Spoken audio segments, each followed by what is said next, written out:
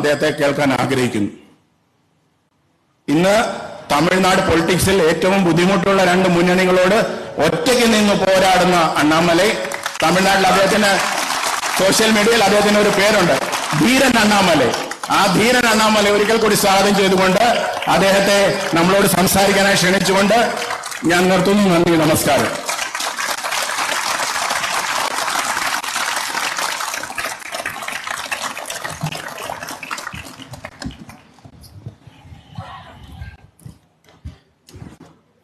Dear friends, all brothers and sisters who have come here to this very beautiful Thiruvananthapuram, and all of you are very important people, and Kerala state per se is a state where the political awareness is so high. Everybody is aware politically. It's a state where politics, the discussion happens everywhere, from a tea shop to a dining room to a village. Everywhere people actively talk politics. It is a state when India got independence, when the whole country's literacy rate was 19%. Kerala was above 40%. I'm talking of 1947, 1950. It is that kind of a state. And today that state is making a decision in about 3 days' time, April 26. It is making a very, very important decision about ideology, about development, about new India. How Kerala is looking at India's growth story over the next 25 years. That is why this election is very, very important for a couple of states, for states like Tamil Nadu and states like Kerala. Because we are making a very important decision that is going to alter the economy, the state, the nature of our thinking over the next 25 years. I am very happy that all the 6 parliamentary constituencies, Trivandrum, Mattingal, Kollam, Mavilakara, Pathanamthitta, Alappuzha, all people are assembled here, be it the influencers and be it our office bearers. If you look at every election in India is a story. 1952 election was about, oh, we got independence, please vote for us. And even the people who stood against the Congress party are Congress people only who stood against the Congress party, 1952. After 1977, we did not want Congress because of emergency. That is also a story. All of us wanted to defeat Congress. Even Jansangh was part of a Janata party, a short-lived experiment for a couple of years before the party BJP got formed in 1980. So like every important election is a story, but these 2 elections are very important. 52, the election after independence. The election after 77 is a punishment for emergency. Again, 2024 is one such election, because this is an election even before we vote. We know it is going to be Narendra Modi ji as India's Prime Minister for a 3rd straight time. That is the beauty of this election. All this election, if somebody is looking at 50 years later, if somebody is looking back at this election, they will remember 52, they will remember the election after emergency, and they will remember the 2024 election, because Modi ji is coming back to power. And this is not an ordinary election. It's the longest election after 1952. Long election. Tamil Nadu, we voted April 19. You are voting April 26. The 7th phase is June 1. Such a long election. That too in very, very good heat. Proper heat. People are predicting heat wave. People have to turn up. People have to vote. States like Rajasthan, which is going to see a very hot summer. And that is where our role becomes very important. Even people know Modi ji is going to come back to power. It is our duty to help them to come and make their choice on the postal ballot or on the voting day. People cannot sit at home thinking that Modi ji is going to come back to power. Why should they go and vote? So our effort is of 2 parts. One, make everybody vote. Second, make everybody to vote the right way. This is my opening comment, where I felt this election is very, very important, where people should not take it for granted. Normally such a big election, where everybody is knowing that Prime Minister is going to come back, people should not sit at home thinking, oh, anyway Modi ji is going to come back, it will one of my vote matter.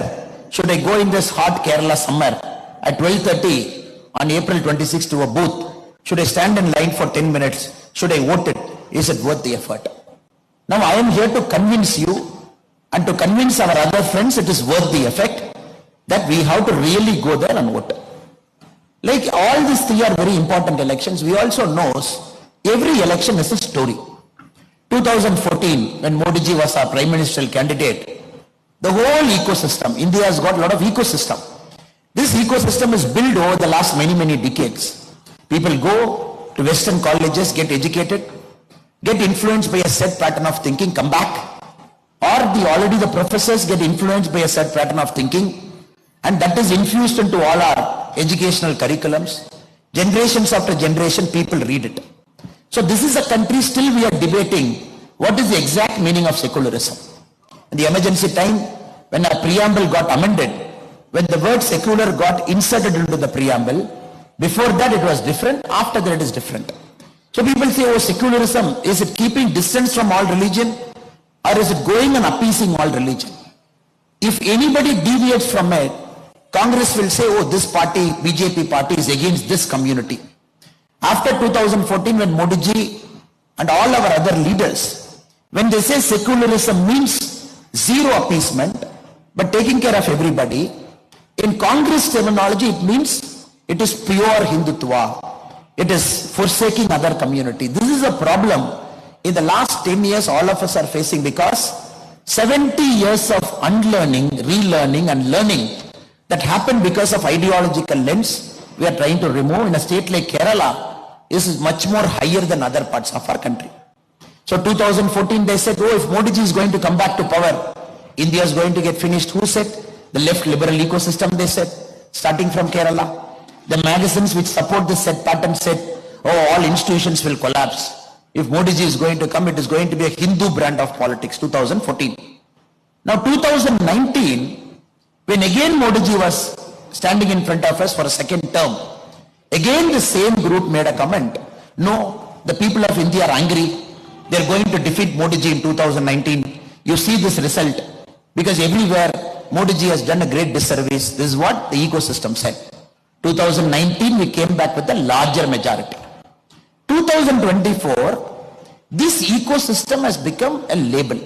It has got a political label to it in the name of India Alliance. They themselves, instead of having this disparate group as some journalist, instead of having a disparate group as a small party, everywhere they've joined together, they've given a label, a political identity, and openly 2024 they have come. This is a very important election, because this ecosystem has got a political label.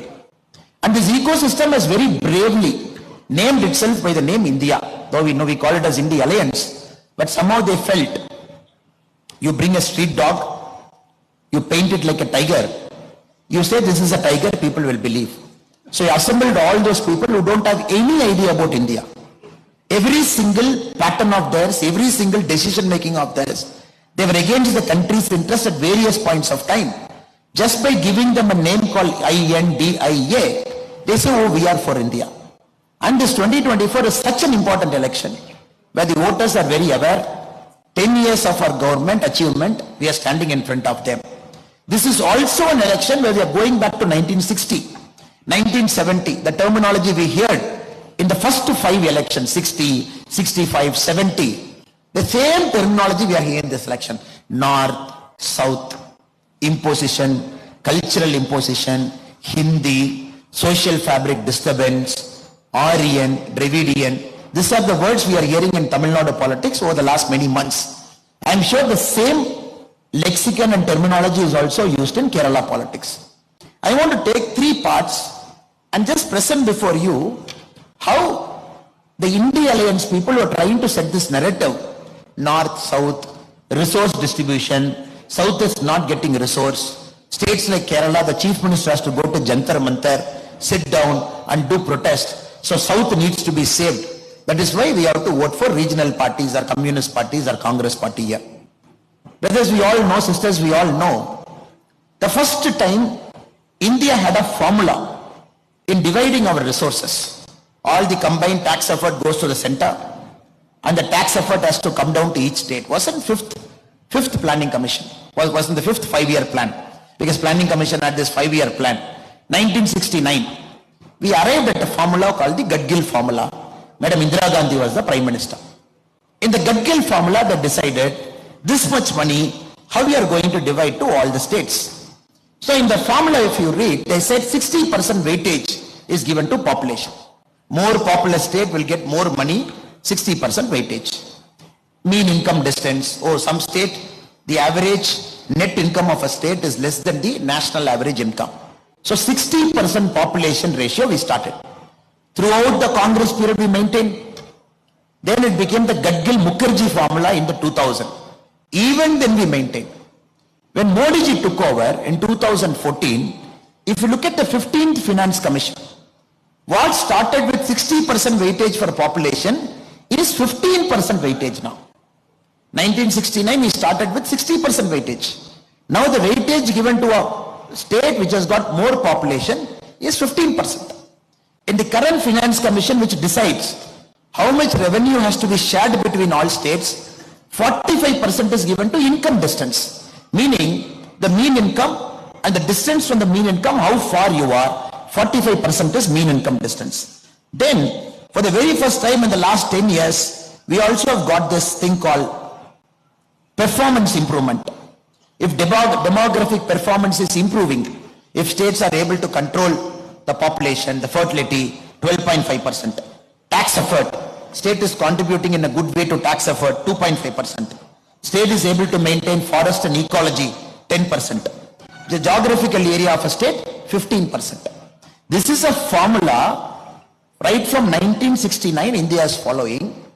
If there is some logic to this formula, which is now, after Modi ji has come, there is some logic to this formula in the 15th Finance Commission, where the population is 15%, demographic performance is 12.5%, area of a state is 15%, forest and ecology is 10%, income distance of course is 45%. Now we also have to understand Congress, which is talking, you got to share more to the state. You should not keep more money with center, which Rahul Gandhi ji and others are promising. 2004 when Congress came to power, only 30.5% of resources was shared with state, which Modi ji as a chief minister was equivocal in saying that state should be given adequate resources for its own development. When Congress left power in 2014, this 30.5 was 32%. Meaning in Congress in 10 years has increased it from 30.5 to 32. Now in 2024, it is 42%. Now if there is one party in the whole country which do not have any right to talk about the devolution of resources from centers to state, especially the tax effort that is put in and the Finance Commission that is devolving. They 10 years of UPA 1 and 2, 30.5 to 32, 10 years of NDA from 32 to 42, the 16th Finance Commission, the term is constituted, and we can expect more progressive reforms as and when the Finance Commission is going to submit its report in the early part of 2026. Now friends, we have to remember, this logic has to be killed in the butt. If anybody in Kerala, any politician is talking about North and South, it is about taking the states and the country's gain by 50 years backwards.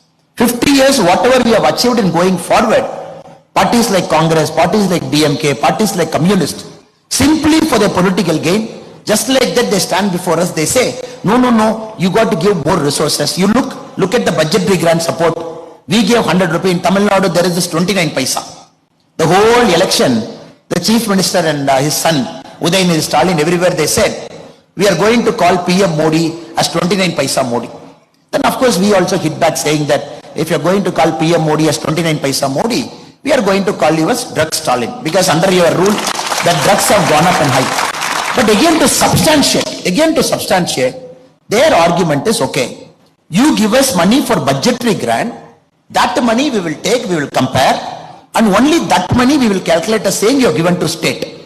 Now Kerala, if we take close to 35-36 lakh farmers, they have got 32,000 into their account. Here in the state, Tamil Nadu is 47 lakhs, Kerala is 35-36 lakh farmers, small medium farmers, 16 installments they got 2,000. Every year 6,000, 16 installment 2,000, which is 32,000. They don't calculate that because it is directly from center to a farmer, that doesn't get calculated into the state's resources. Or when you build lakhs of houses, PM Awas Yojana, when you transfer 2,73,000 to their account, they say no, we will not calculate. Or LPG subsidy 300 rupees to the bank account, they say we will not calculate.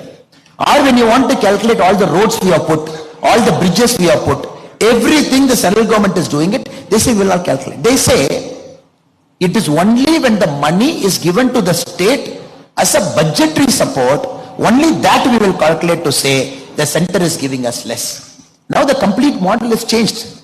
Till Modi ji came, the central government was not playing an active role in propagating development. The central government never took care about development per se. Because 2014, Congress last interim budget, before they left office, the money that was kept for infrastructure was approximately 1,17,000 crore, approximately. 2024, February 1, our last interim budget, before the elections were called, we gave 11,11,111 crore for development. Because when a central government is taking upon itself to say, I am pro-development. Don't worry, you don't have a house. I am not going to say it's a state's responsibility. Modi ji is saying it's center's responsibility. I will take care. I will give you subsidy. Oh, you have a medical insurance problem?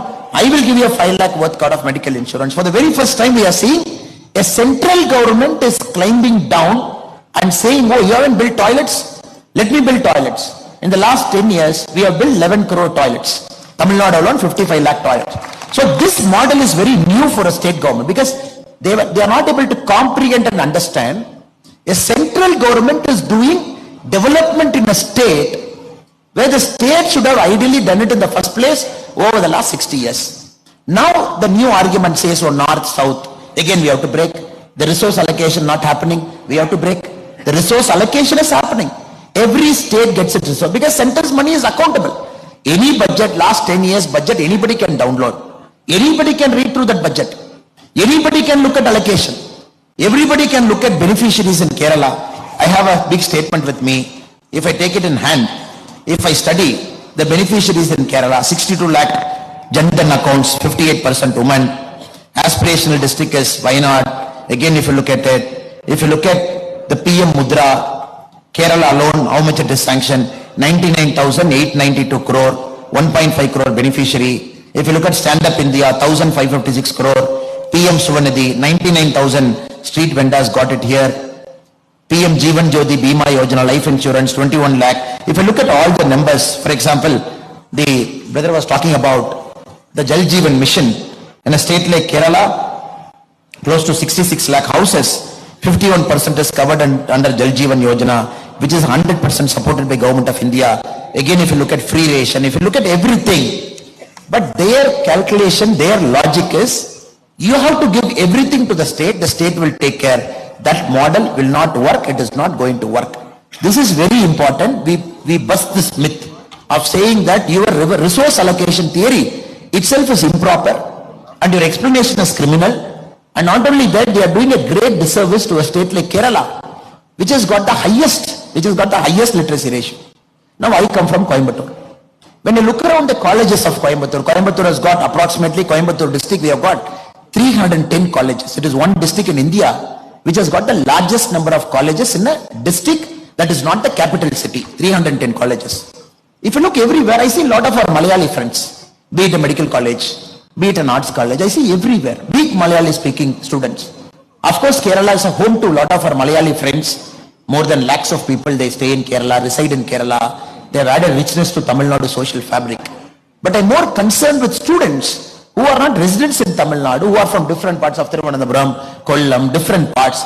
They just come to a neighboring state like Tamil Nadu, Coimbatore preferably, Chennai, Bangalore, Hyderabad. They just study for 3 years, again they come back. If we trace our children's story, they were born in Kerala, higher education, good education institutions in Tamil Nadu, Karnataka. Again their job is somewhere else. I believe this is the greatest disservice that has happened to Kerala over the last 70 years by the political parties which has ruled Kerala. A state which has got the highest literacy rate. A state, even when the country was born, which has got a literacy rate of 46%, India was 19%. A state where the human capital is going all around the world but not inside Kerala. I believe this is the time we got to fix it, sir. If we don't fix it, we are in deep trouble. And Kerala has to take it as a challenge in 2024 to say, First, our human capital is for Kerala's development. Of course, India's development. It is not for a Middle East development. It is not for an Europe development. It is not for a Far East development. The Kerala's human capital, which is very, very rich, which is one of the best in the world. I believe this should be an important narrative of 2024 elections to say, our people will stay back. We will bring the state-of-the-art companies here. We will bring technoparks here. We will bring the software parks here. But unfortunately, the narrative is not this, sir. The narrative even today, if you look at the daily newspaper, even today is Vijayanji and Rahul Gandhi ji fighting. North-South problem, tax devaluation issue. And Vijayanji said, when our alliance will come back to power, we will give all money to Kerala. Or if you come to Tamil Nadu, they will say, we will give all money to Tamil Nadu. So that is why I was telling our friend also, who is our very able social media coordinator, Jai Shankar ji, let us do paper cutting of all South Indian states, put the paper cutting in one poster and circulate to Kerala, circulate to Tamil Nadu, circulate to Karnataka, because Kerala people should know the comedy that is happening in the other states in the name of India Alliance. Tamil Nadu people should know the comedy that is happening in Kerala in the name of India Alliance. Because when Rahul Gandhi ji comes to Coimbatore, if you see that image, he was there to campaign against us about a week back, 10 days back. He was sitting in the middle of the chair. Next to him is our Chief Minister M.K. Stalin. One seat after him is Tamil Nadu's Communist Party chief.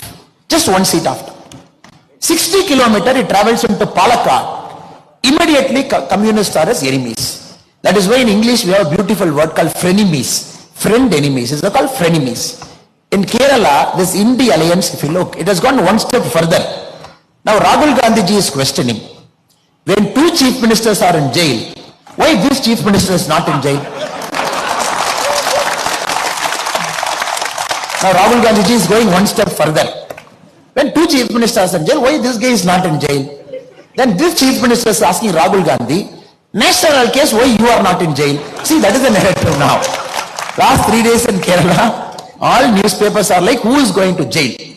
Now these guys have to decide who will be in bail, who will be in jail in the next 3 years. See, is this a narrative that Kerala politics wants in 2024? April 26 elections are very unfortunate, very, very unfortunate. And not only that, sir. Now we have to appreciate and understand the essential of politics, the base of politics is accountability. A citizen should go ask a Panchayat leader why it is not done. A citizen should go ask an MLA why it is not done, ask an MP why it is not done. That's how the Indian political system is designed, because it's a first post the model and somebody is accountable to you. It states like Kerala and Tamil Nadu, last time you gave 19 seats to Congress, correct? 1 seat to Communist, and every time you ask a Congress MP why it is not happening, what can I do, sir? Modi is in power, I am in different party, so after 5 years we will see. And bravely after 5 years they are coming and setting the same narrative. Now you know for a fact it is Modi ji is going to come back to power. All of us know for a fact. Nobody in this room has got a doubt whether Modi ji is going to come. Question is whether it is 400 or 410 or 430. That is a doubt we all have. Now here the same Congress fellows have come. Now if you look at the India Alliance arguments, sir, nowhere the India Alliance is saying they are winning. India Alliance is saying Modi ji will not win 400. Nowhere the India Alliance is saying, oh, we are winning. If we win 50 points, we will do we will do everything. They are saying Modi ji should not win 400. So tomorrow if Modi ji is winning even 398, they will say, Appa, because of our alliance we have reduced 2 seats. We have done so much hard work over the last 1 year. We have reduced 2 seats. And 100% they will have a success party also, so take my word. They will 100% have a success party in Delhi to say 2 seats we have reduced. There also there will be a fight. I am responsible for 2 seat reduction. Other fellow will say I am responsible. This is not an alliance at all. Any alliance that is not on principle, any alliance is there only on anti-Modi plank, it will not work. It will take the country so back. I will give you a simple example. 2004, UPA won, came to power. Elections got over. Nobody knew who is the Prime Minister. 10 days it took. They said, and he is the Prime Minister. I used to say this in our Pracharam. In Kala movie, our superstar Rajinikanth, there is one famous dialogue. One fellow will come and say, sir, I am a hero. And Rajini will ask his friend, hey Kumar, yaar hai? there is this very famous dialogue. Likewise, suddenly after 10 days, they said he is the prime minister. All of us asked, Kumar, yaar avaru? Then, frankly speaking, 90% of us did not know who the hell is Manmohan Singh. We said, who is this guy? Then they took explanation for one day. No, former Reserve Bank governor. He contested in Delhi, lost once. He is such a nice person. Please believe us, he is a good man and he is your prime minister. Sir, if you look at demographic blunders over the last 50 years in the whole world, I believe this should be number one. First time a prime minister was imposed on a country that thrives on democracy. This is a country, it's noisy democracy. Tea shop fight, bus stand fight, everywhere we fight because it's democracy. This country, somebody said, he's the prime minister whom you never elected, who never went to Lok Sabha, who is a Rajya Sabha 2 times, and who was far away from politics, not even a political functionary, who is an office bearer, Congress Party All India Secretary, Congress Party General Secretary, nobody knew. They said he is the prime minister. 10 years we put up with it. What is the price we paid for it? Our Raja, our 2G Raja, he writes a letter, very interesting letter, he writes a letter. Now first the prime minister writes a letter to Raja. He says, dear telecom minister, your first come first serve policy FCFS is fundamentally flawed. Please review it. Then Raja writes a letter to Prime Minister. Dear Prime Minister, Vanakkam, I think this policy is right because my leader also believes this policy is right and I am going to stick with first come first serve. This is the bare essence of 2G scam, where Raja decided, he put a cut-off date. He said, look, day after tomorrow is a cut-off date. Whoever has given the application before the cut-off date, first come first serve, I am going to qualify them, I am going to give them license. Do you know that how many pages somebody has to fill, sir? 727 pages you got to fill. Company, financial statement, which you took. And the essence of 2G scam, people got the document 1 week before, people filled it. When Raja said, tomorrow morning it is starting, the application 7 o'clock it is open. All the companies which is in the 2G scam list, they arrived there with a filled up list. They said, come on, please take it. First come, first serve. Give me my license.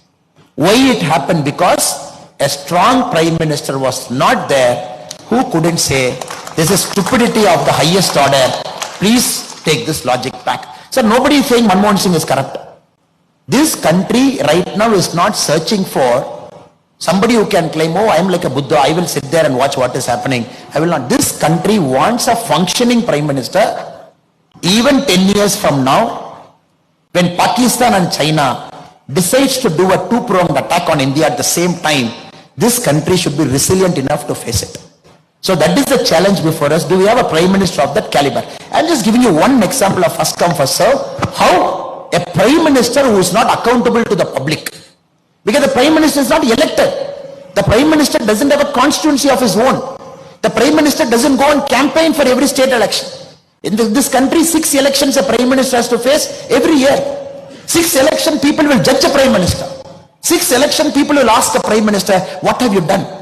So this prime minister has to take so much risk. Demonetization before UP, still you go and face. GST, go and face. You make this decision, go and face. The essential nature of Indian democracy, a prime minister has to be a risk taker. And the prime minister has to face the public and convince the public and still make the public to vote. This is a country that doesn't need stagnated solutions. No, I am a prime minister. I will not make decisions because I have 6 elections every year. I will just keep quiet. If I make one decision, somebody will feel hurt. Kerala will feel hurt. Tamil Nadu will feel hurt. UP will feel hurt. I will not make any decision. Please vote. This country doesn't want prime ministers like that. So Modi ji has broken that mold to say, I am a performing prime minister, but every year I will face 6 elections. I will convince you to vote for us because my decision is right. In this context, friends, I am making a very humble appeal to all of you. Now you tell me, in the alliance, will all leaders agree to a single leader who will be a prime minister? Question number 2. Even if all leaders agree to a single leader as prime minister, will that person be able to run the cabinet? Question number 3.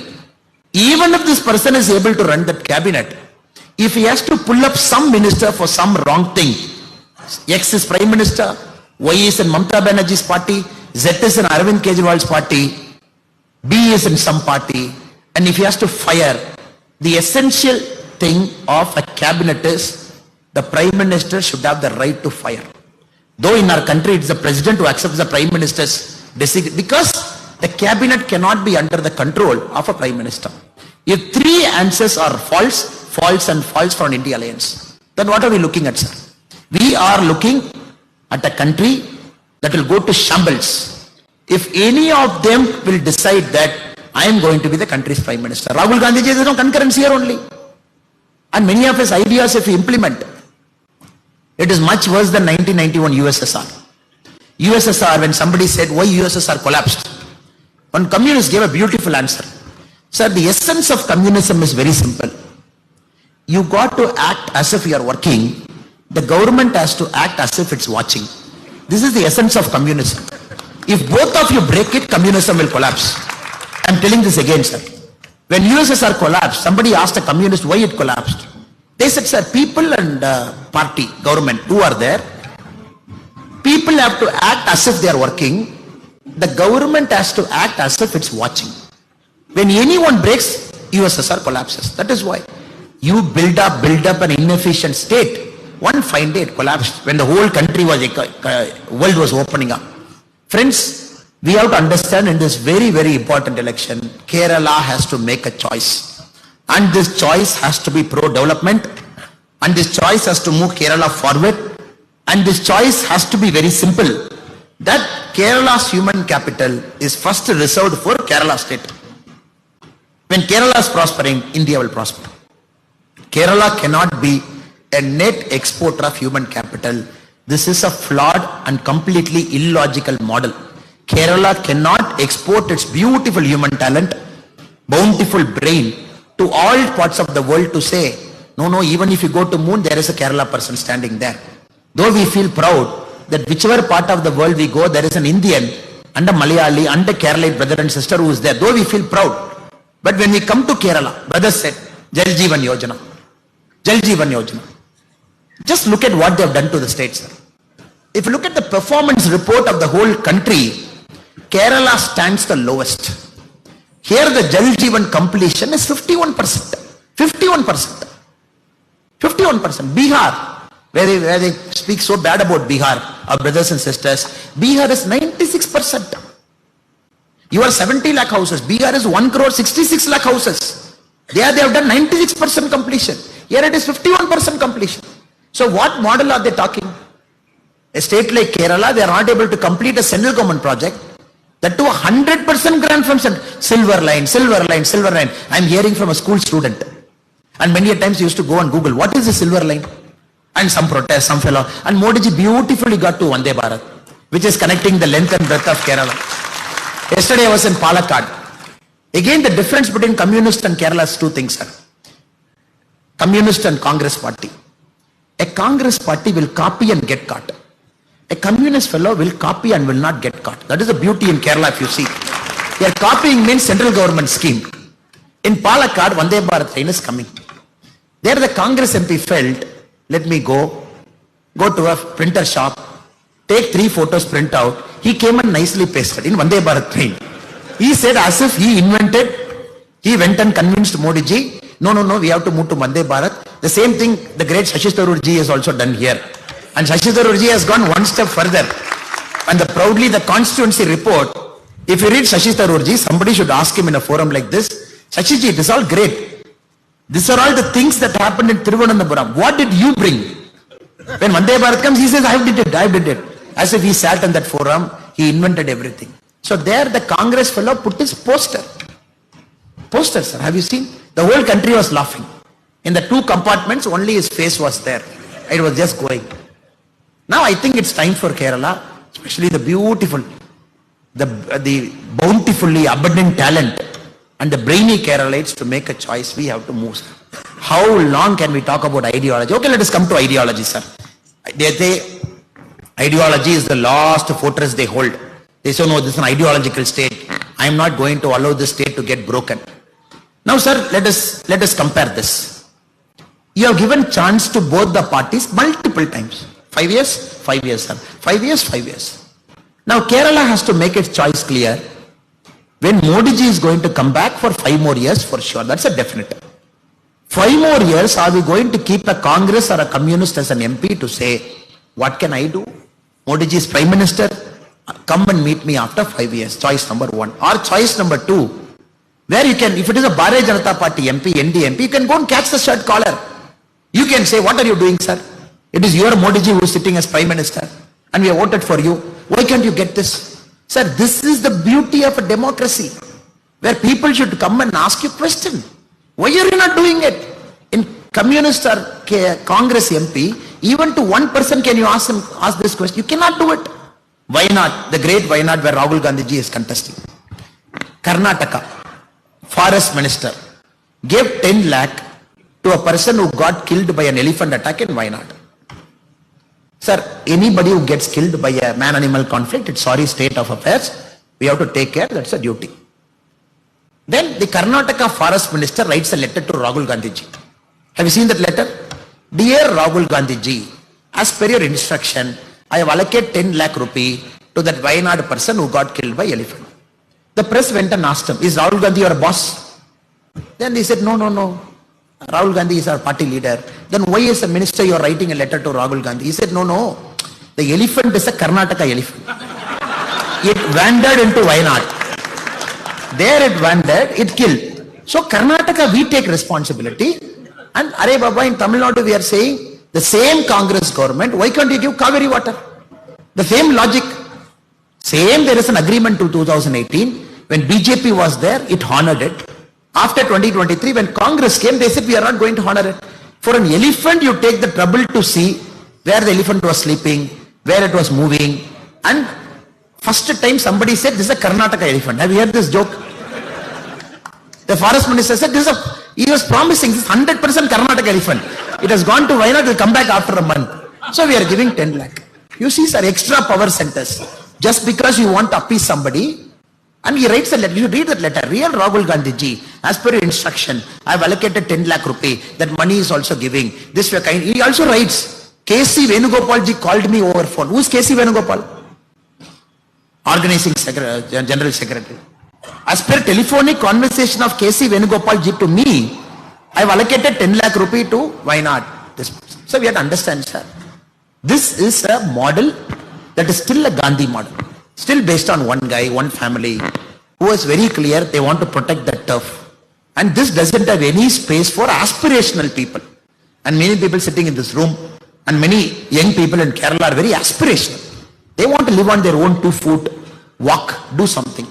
And I'm just giving you one example. So many a times what happens, sir, we don't read the other state newspapers. The mistake all of us make, we read only the newspapers of our state. If you read just our Telangana Chief Minister, Revanth Reddy garu, the anchor is asking, Sanatana Dharma, what is your opinion? He said, Sanatana Dharma is very important. I'm holding very strong to it. Election time. Now this is a time for all Congress people to become Amar, Akbar and Antony. We all know. All election, Amar, Akbar or Antony they become. Sanatana Dharma is very important. Anchor asked the next question. Then Udayamidi Stalin abused Sanatana Dharma. What is your opinion? He said, you see, in our alliance, it's all like this, unity and diversity. Then the anchor asked a pointed question. But still he abused. What is your answer? He said, Udayamidi Stalin should be punished. Then the anchor asked the 4th question. Are you sure? 100% punishment hona chahiye. Then DMK fellow threatening Congress in Tamil Nadu yesterday. In the alliance, we are keeping our mouth shut because Tamil Nadu elections are over. They can speak anything they want, the DMK. Please mind your words, Mr. Revanth Reddy.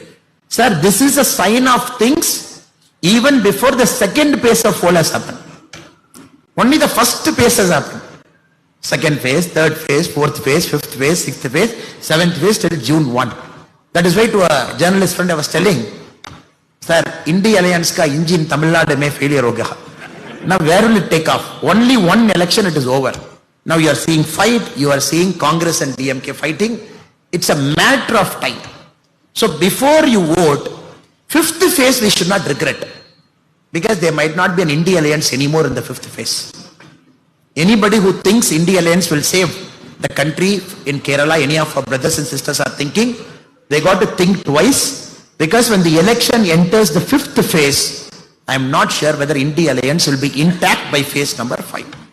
So brothers and sisters, humble appeal to all of you is, there is an election of progress, election of development. This is an election, of course. I am also a proud Tamilian. Doesn't mean I have to pick up a fight with the North, I have to pick up a fight with my Bengal friends, I have to pick up my fight with Rajasthan. I am also a proud Tamilian doesn't mean I have to ill-treat or hate any other person who doesn't speak my language. I am also a proud Tamilian doesn't mean I have to pick up an unnecessary fight by a state by insulting and demeaning it. Insulting and demeaning it. So Congress has failed to understand this logic. A proud Kerala doesn't mean we give up our interest to anybody. State interest, of course, is paramount. BJP party, if you look at it, it's a beautiful party. Modi ji is a Gujarati. He's a Gujarati speaking person. Now he's an Indian Prime Minister. He knows what a federal democracy is, how each state should be treated, and how each state should be given a hand for the state to grow. Now Congress picking up an argument to say, if you say I am an Indian, meaning you are not Tamilian, is stupidity at its worst. If Congress saying, if you say you are an Indian, you are not a Malayali, is saying stupidity at its worst. Now new terminology the Congress and communists are saying, Malayali means we are not Indian. What logic is this? A Tamilian, DMK, Tamilian means India second. A Tamilian means India first only. A Malayali means India first only. There is no confusion there. This is a new logic they brought it in 2024 to say, oh, BJP is saying India first and Malayali first. Don't believe in it. We are saying Malayali first and India second. Please believe in it. What nonsense, sir? What nonsense. When I flew in here, a Malayali pilot was driving me. We are flying over 2 states. Can I tell him? No, your border is over. Please drop the plane. We will walk and go. This is the state where everybody is everywhere. And the rich social fabric. We have to understand, sir, they are destroying our social fabric. Every vote to India Alliance is destroying our social fabric. It just doesn't make any sense to us. That is why Kerala has to reject it outwardly, very clearly on April 26 to say that we are for unity and diversity, a strong country, but also means a strong state. Last but not the least, sir. Now, Trivandrum is very lucky. Mr. Rajiv Chandrasekhar ji is contesting on a BJP ticket. If you look at India in the next 5 years, sir, where India will go in the next 5 years, if you look at the departments, information technology will play a key role, electronics will play a key role, skill development will play a key role.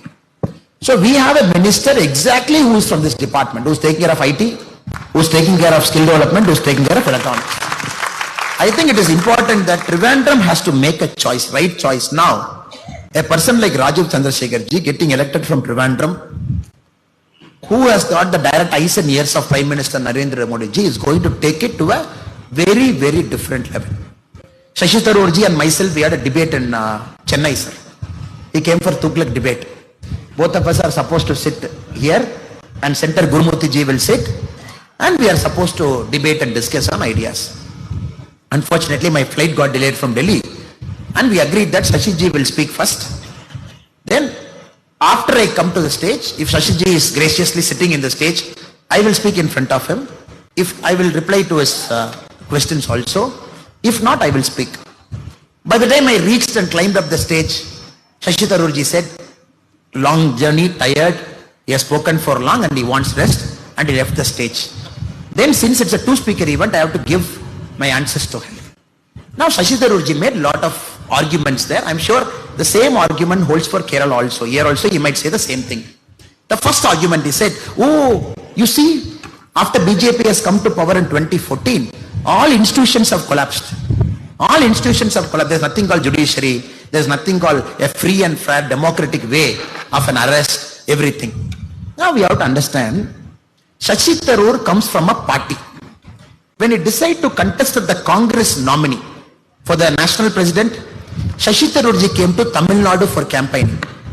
Please ask Shashi Tharoor ji, how many people came to receive him in Congress party office in Chennai?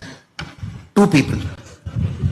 State party president escaped, all MLAs escaped, all MPs escaped.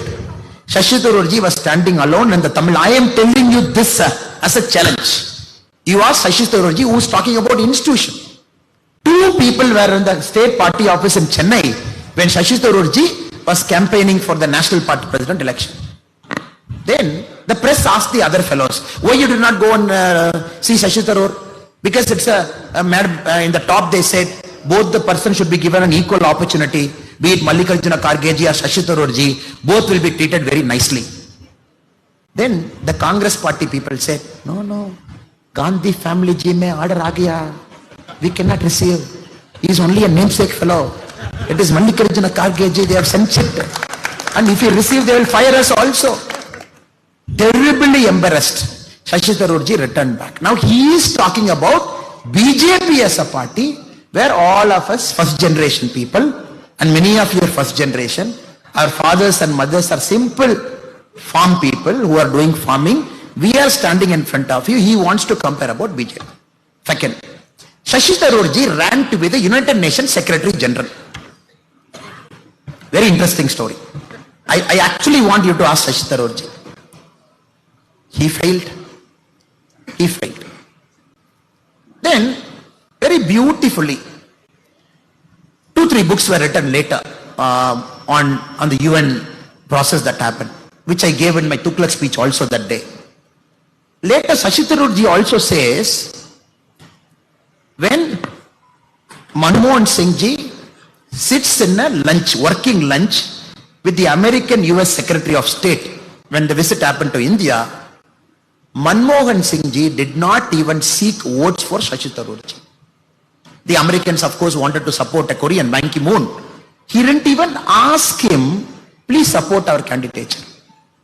There were many countries in the Middle East where the Indian ambassador did not even go and seek votes for Shashi Tharoor. That was the nature of Indian diplomacy, which Shashi Tharoor ji also writes in an Open magazine article that government of India did not support me properly.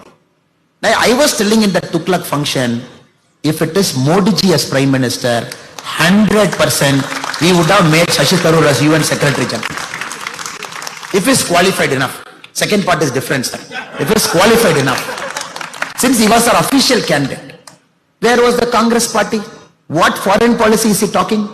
When the whole Congress party, when he was not a member, when he was a diplomat, suddenly he becomes a member of Congress party. Suddenly he says, oh, Congress all great, all super and fantastic.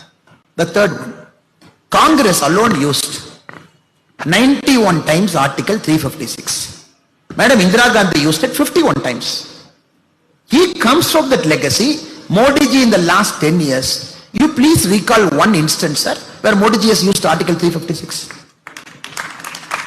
Such a strong government, 303 MP, 17 states in power. Why Modi ji did not use a single 356? He is taking us a lecture on democracy. You used it 91 times. Madam Indira Gandhi alone used it 51 times. And then Shashi Tharoor takes a lesson to us saying, oh, institutions have collapsed after Modi ji has come. What institution has collapsed, sir? What institution has collapsed? Suddenly they want to make electoral bond an issue. Sir, 44% of electoral bond BJP received. 56% electoral bond opposition party received. Then should we blame, oh, opposition parties, you went and threatened it, you got 56%, we got only 44%. What nonsense are they talking, sir? A ruling party for 10 years. Okay, 2004 to 14, we'll flip the argument. When Congress was in power, how much corporate donation BJP received? 70%. Congress in power, BJP receiving 70% means, sir, you have your money in the pocket, sir. You come to me, you come to my friend and say, Jaishankar ji, and say, Jaishankar ji, I have 100 rupees in pocket. Can I contribute to your party? Now Jaishankar ji will say, no.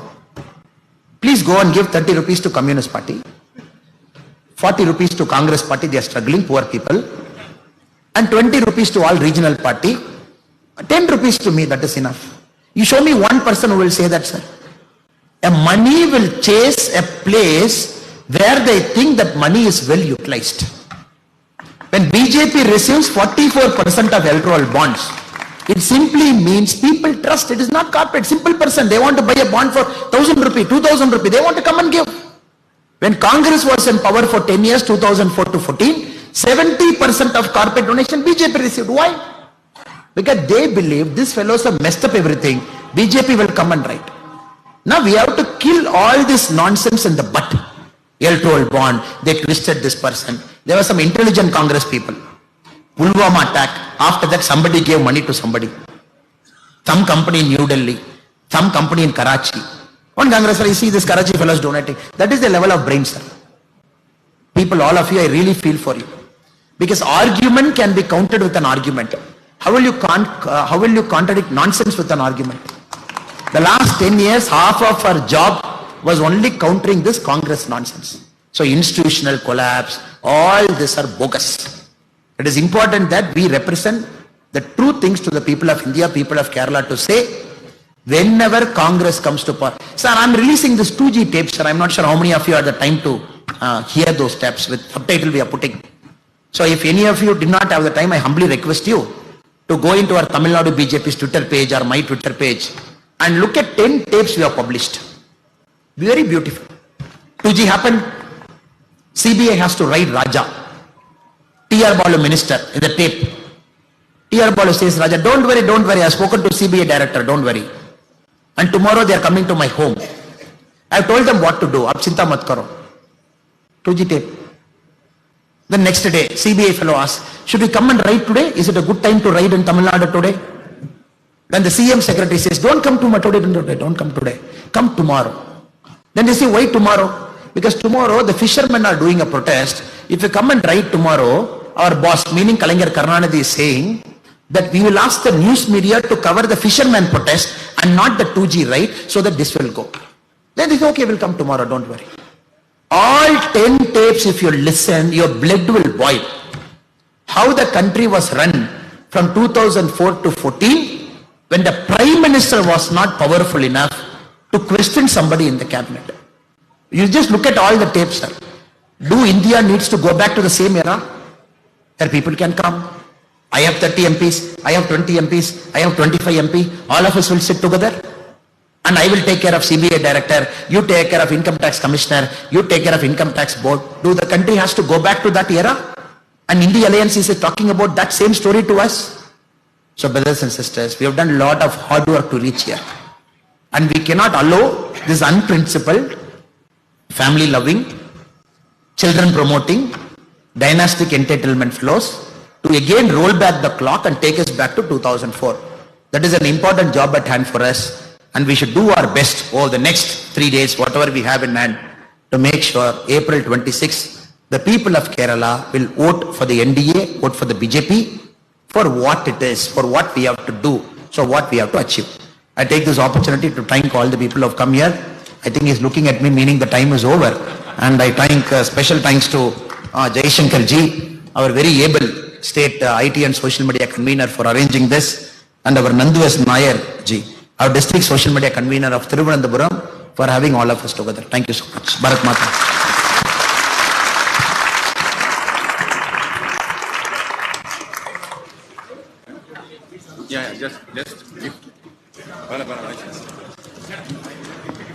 Hello, ഒന്ന് രണ്ട് ചെറിയ ചടങ്ങുകൾ ഇവിടെ ഉണ്ട്.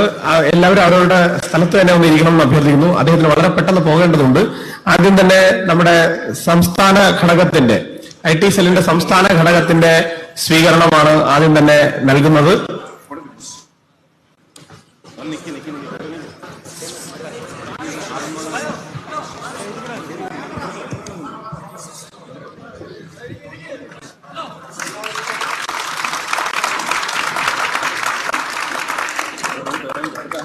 അതുപോലെ BJPയുടെ തിരുവനന്തപുരം ലോകസഭാ ടീമിന് വേണ്ടിയിട്ട് അതിന്റെ സ്വീകരണം.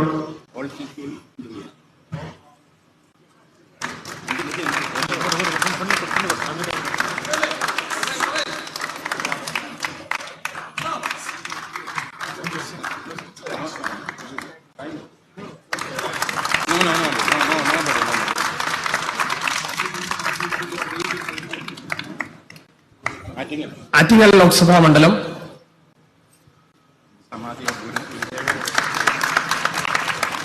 കൊല്ലം ലോക്സഭാ മണ്ഡലം, കൊല്ലം,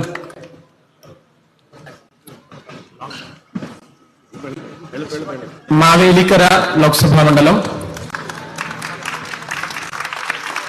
പത്തനംതിട്ട ലോക്സഭാ മണ്ഡലം,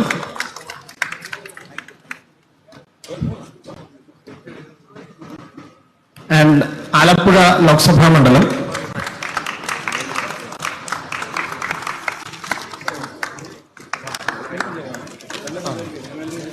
വളരെ പെട്ടെന്ന് അദ്ദേഹത്തിന് പോകുന്നതുകൊണ്ട് ഒറ്റ വാക്കിൽ നന്ദി പറഞ്ഞ് അവസാനിപ്പിക്കാനാണ് ആഗ്രഹിക്കുന്നത്. ഞങ്ങളുടെ ക്ഷണം സ്വീകരിച്ച് ഇവിടെ എത്തിയ തമിഴ്നാട്ടിലെ ഭാരതീയ ജനതാ പാർട്ടിയുടെ സംസ്ഥാന അധ്യക്ഷൻ, ഭാവിയുടെ പ്രതീക്ഷയായിട്ടുള്ള ശ്രീ കെ അണ്ണാമലൈ അവർകൾ,